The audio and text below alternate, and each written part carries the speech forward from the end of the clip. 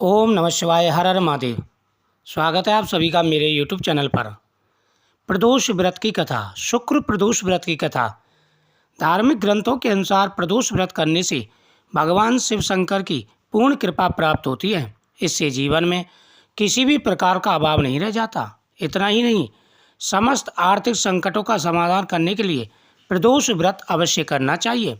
इस व्रत के प्रभाव से हर तरह के रोग दूर होकर बीमारियों पर होने वाले खर्च में कमी आती है। भगवान शिव को ज्ञान और मोक्ष का दाता माना जाता है, अतः ग्रस्त जीवन में हर प्रकार की खुशियाँ आती हैं।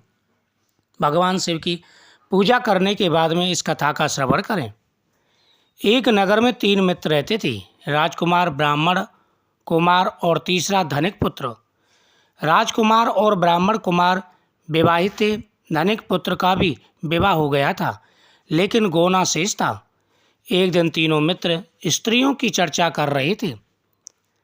ब्राह्मण कुमार ने स्त्रियों की प्रशंसा करते हुए कहा, नारी इन घर भूतों का डेरा होता है।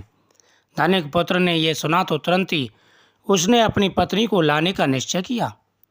तब धनिक पुत्र के माता पिता ने समझाया कि अभी शुक्र देवता डूबे हुए हैं, ऐसे में बहू बेटियों को उनके घर से विदा कर लाना शुभ नहीं माना जाता। लेकिन धनिक पुत्र ने एक नहीं सुनी और वह सीधा ससुराल पहुंच गया। ससुराल पहुंचते ही उसने अपने सास ससुर से कहा कि आप अपनी बेटी को तैयार कर दीजिए, मैं उसको लेकर के जाऊंगा। सास ससुर ने कहा कि शुक्र देवता डूबे हुए हैं, ऐसे में आप बेटी को विदा करके ना ले जाएं, नहीं तो आपको कई प्रकार की परेशानियों का सामना करना पड़ सकता है। धनिक पुत्र किसी की नहीं सुन रहा था, वह अपनी जिद पर था। उसने कहा, कुछ भी नहीं होता, ये सब कहानियाँ हैं, मैं लेकर के ही जाऊंगा। मजबूरन सास ससुर ने उसको विदा किया, उसके साथ अपनी बेटी को विदा कर दिया। वह नगर से बाहर निकला ही था, तभी अचानक उसकी गाड़ी का पहिया टूट गया और एक बैल की टांग टूट गई। यह देख करके वह बड़ा विचलित हुआ। तभी अचानक उसकी पत्नी के शरीर पर भी चोटें आ गईं। उसे बड़ी परेशानी हुई, लेकिन फिर भी वो आगे बढ़ता रहा। आगे घने जंगल में होकर के जा रहा था।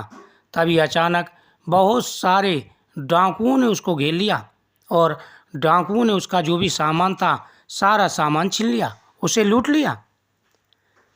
गिरता पड़ता वह अपने घर पहुंचा। घर जैसे ही पहुंचा तभी वहाँ पर एक काला सांप था। उस सांप ने उस धनिक पुत्र को डस लिया। एक से एक विपत्ति। कहते हैं कि जो बड़े बुजुर्ग कहें उनका ध्यान रखना चाहिए और जो नियम शास्त्रों में बताए गए हैं उनका विशेष पालन करें। लेकिन वह अभिमान में चूर था, उसने एक भी बात नहीं मानी और अनेक प्रकार के कष्टों को भोगने लगा। तब उसके पिता ने वैद्य को बुलाया। वैद्य ने उसका उपचार किया और कहा कि यह 3 दिन के अंदर खत्म हो जाएगा। यह सुनकर के उसके पिता को बड़ी चिंता हुई। लेकिन जैसे ही ब्राह्मण पुत्र ने ये सुना तो वह दौड़ा दौड़ा आया और उसने जब यह हाल देखा तो कहा कि आप एक काम करिए, इसको वापस इसकी ससुराल भेज दीजिए, क्योंकि शुक्र डूबे हुए में यह अपनी पत्नी को लेकर के आया है। इससे शुक्र देवता नाराज हैं। शुक्र देवता नाराज हैं। यदि वह जाएगा और शुक्रदेव से क्षमा याचना करेगा तो ठीक हो सकता है। उसके पिता को बात जच गई। उसके पिता ने उससे कहा कि हे पुत्र, आप जाओ वापस और जा कर के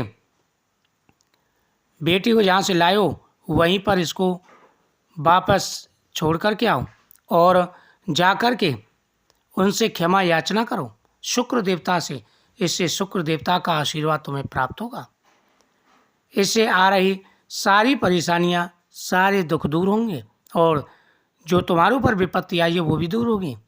यह सुनकर के धनिक के पुत्र अपनी पत्नी को लेकर के ससुराल पहुंचा और वहां पर उनसे क्षमा याचना की तथा शुक्र देवता से भी उसने क्षमा याचना की। इससे शुक्र देवता प्रसन्न हो गए और शुक्र देवता ने उसको पुनः ठीक कर दिया, स्वस्थ कर दिया और वह अपनी जिंदगी आराम से बिताने लगा। शुक्र प्रदोष व्रत वाले दिन इस कथा का श्रवण करने से पूजा का फल प्राप्त होता है। ओम नमः शिवाय। हर हर महादेव। कथा सुनने के बाद में भगवान की आरती करें और प्रसाद बांटें।